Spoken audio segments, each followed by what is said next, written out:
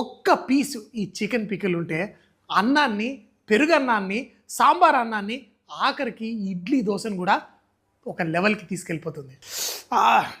ఒక ముక్క తిని చూశాను, కారమే కాదు ఆ గరం మసాలా, మిరియాల ఘాటు అన్నీ పవర్ఫుల్గా తాకింది. భోజనం చేసేటప్పుడు తెలుగు వాడికి ఒక కిక్ ఉండాలి, అప్పుడే వాడు ఫుడ్ని ఎంజాయ్ చేసినట్టు.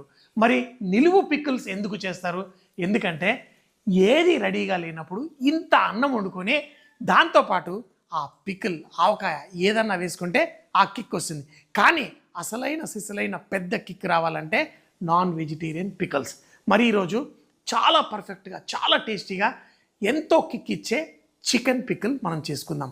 ఈ కోడి పికిల్ కొంచెం వేసుకున్నా అదిరిపోతుంది. చికెన్ కూర కేజీ చేసుకున్నా ముగ్గురు ఇట్టే లేపేస్తారు. అదే కనుక మన చికెన్ పికిల్ చేసుకున్నాం అనుకోండి, ఆ కొంచెం వేసుకున్న బోల్డ్ చికెన్